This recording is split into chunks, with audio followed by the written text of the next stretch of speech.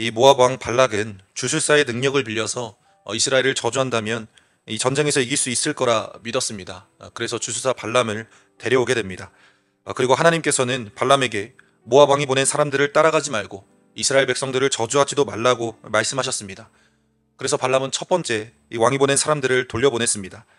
이 발락의 사신들을 맞이했던 발람은 처음에는 하나님의 명령을 듣고 그들을 따라가진 않았지만 두 번째 보낸 고관들이 왔을 때는 그들을 따라가기로 정하게 됩니다. 오늘 본문은 그가 모압으로 떠나면서 발생한 이야기를 그리고 있습니다. 말씀을 통해 우리에게 적응하며 적용하며 은혜 사모하는 시간 되기를 소망합니다. 발락은 발람에게 더 좋은 제안을 합니다. 충분한 보수를 약속하고 그가 원하는 소원도 다 들어주겠다는 아주 파격적인 제안입니다. 16절에서 17절을 보면 이 모압 왕은 발람에게 이곳에 와서 이스라엘을 저주하기만 한다면 부귀영화를 약속해 주겠다고 합니다.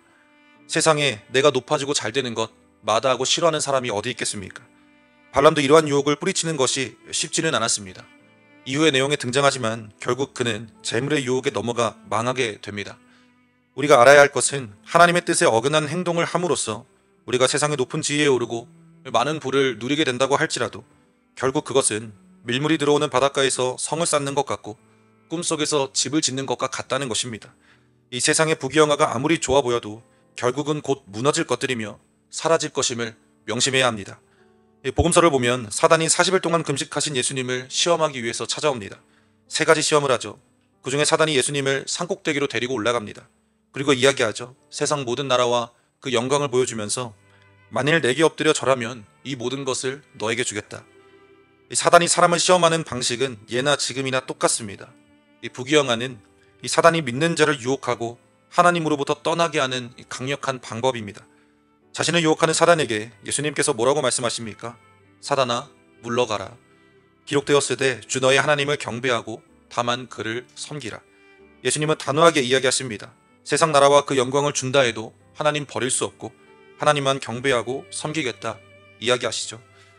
발람은 이미 하나님으로부터 이 사람들을 따라가지 말 것과 이스라엘 백성들을 저주하지 말라는 말씀을 들었습니다. 만일 그들을 따라간다면 하나님의 경고를 무시하고 불순종하는 사람이 됩니다. 처음에 발람은 이 유혹을 잘 이겨낸 것처럼 보입니다. 18절을 보면 발락이 그 집에 은금을 가득 채워서 내게 줄지라도 내가 능히 여호와 하나님의 말씀을 어기어 덜하거나 더하지 못하겠노라 이야기합니다. 이 하나님 명령의 한계, 하나님 명령의 그 범주를 벗어나지 않겠다는 의사를 밝힙니다. 발람이 이 말대로 행했으면 얼마나 좋았겠습니까? 그러나 지금 이 말은 진심이 아닌 위선에 불과하다는 것을 이후의 19절을 보면 알 수 있습니다. 하나님의 뜻을 번복시키려고 하고 있는데요. 그런즉 이제 너희도 이 밤에 여기서 유하라. 여호와께서 내게 무슨 말씀을 더하실는지 알아보리라 라고 말합니다. 이상합니다. 그는 이전에 분명 하나님의 말씀을 듣고 단호하게 거절을 했습니다. 그런데 이제는 발람이 그들을 붙잡고 있는 것입니다. 이 사람들을 따라가지 않는 것, 저주하지 않는 것이 하나님의 분명한 뜻입니다. 그런데 발람은 이 사람들에게 하룻밤 묵으면서 기다리라고 이야기하는 것이죠. 재물과 권세를 준다는 말에 마음이 움직인 것입니다. 여러분 앞에 평생 잘 먹고 잘 살 수 있는 너무 좋은 기회가 놓였습니다. 쉽게 거절하시겠습니까? 아멘이 없네요. 이 기회를 놓치면 너무 아깝지 않겠습니까? 하나님의 뜻이 분명한데도 불구하고 다시 한번 하나님께 하나님, 정말 제가 안 가는 게 하나님의 뜻일까요? 제가 정말 하지 않는 게 맞습니까? 이렇게 물음으로써 자신의 의지를 이루려고 한 의도가 엿보이는 것입니다. 발람처럼 세상 재물과 지위에 눈이 돌아가 있는 사람은 하나님의 뜻대로 살기 어렵습니다. 아니 되려 자신의 목표에, 자신의 목적에 하나님의 뜻을 맞추기도 합니다.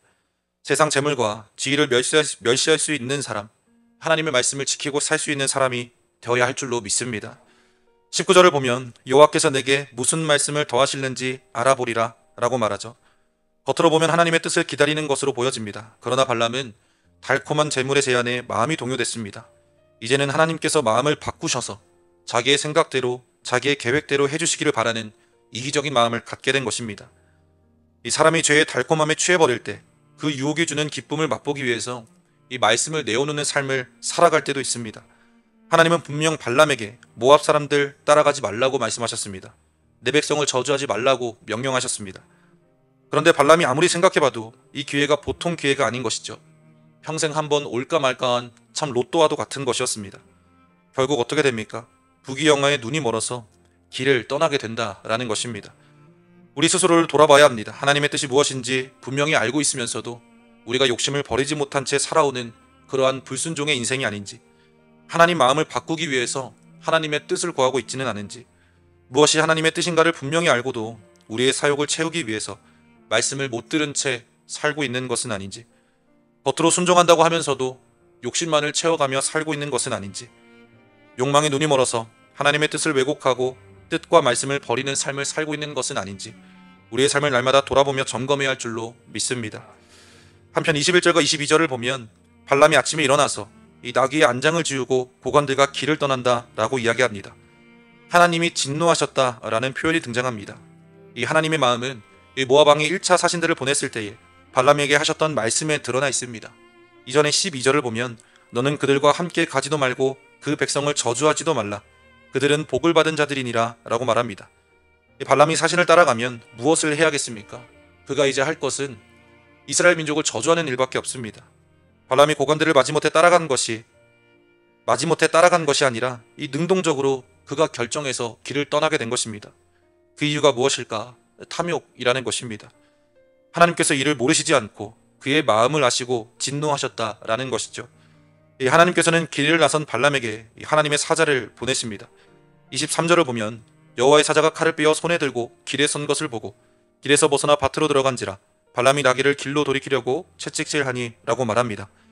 여호와의 사자가 손에 칼을 들고 있습니다. 이를 본 것은 주술사 발람이 아닌 나귀였습니다. 이 나귀가 칼을 빼든 하나님의 사자를 보면 전진할 수 없었던 것이죠. 옆길로 있는 밭으로 들어갔습니다.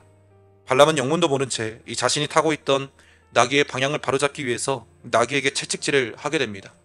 또 나귀는 주인에게 맞았으니 본능적으로 주인이 원하는 방향으로 몸을 틀어갈 길이 있는지 보았을 것입니다.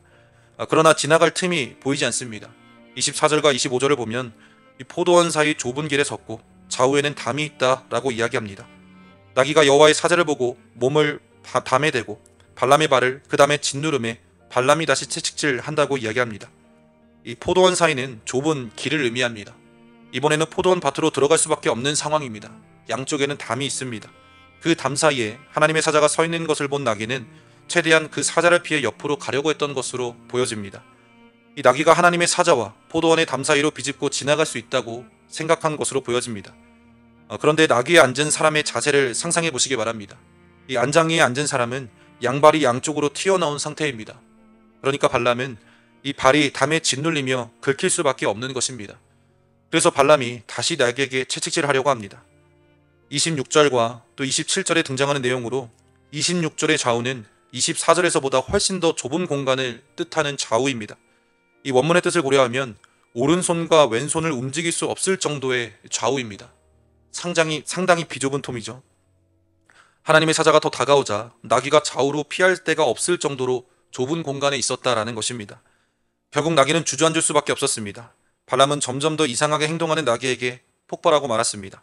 발람은 나귀에게 채찍질로는 통제할 수 없다고 생각하고 자신이 가지고 있는 지팡이로 때리기 시작합니다. 나귀는 자기 눈에만 보이는 이 하나님의 사자를 주인에게 말할 수 없었습니다. 하나님께서는 이윽고 이 나귀의 입을 열어주십니다. 28절을 보면 여호와께서 나귀 입을 여시니 발람에게 이르되 내가 당신에게 무엇을 하였기에 나를 이같이 3번 때리느냐 라고 말합니다. 이 억울함이 드러나는 호소이죠. 29절을 보면 발람이 나귀에게 말하되 내가 나를 거역하기 때문이니 내 손에 칼이 있었다면 곧 너를 죽였으리라 라고 말합니다. 여러분, 이러한 내용은 마치 이솝우화에나 나올 법한 이야기가 전개되는 것입니다. 발람이 나귀가 말을 할 줄 아는 것을 놀라워했다는 내용은 없습니다. 나귀에게 대답합니다. 발람이 단단히 화가 난 것을 알 수 있습니다.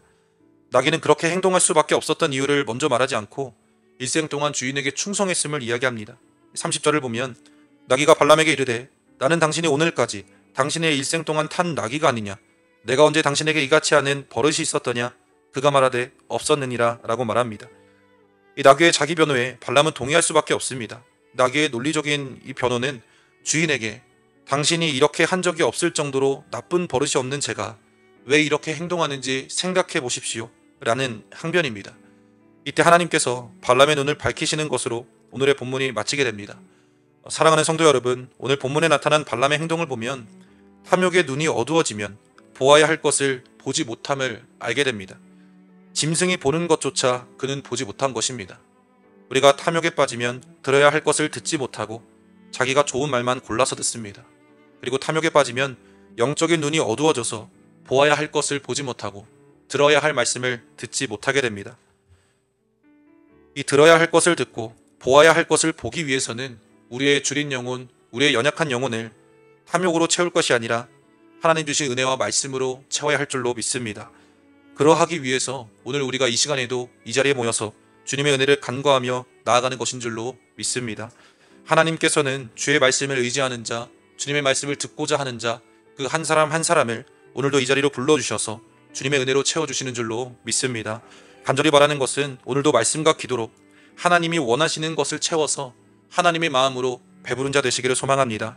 하나님의 성품과 의로움을 닮아 주님의 은혜로 또 주님의 통로로 살아가는 저와 여러분 되시기를 주님의 이름으로 간절히 소망합니다. 기도하시겠습니다.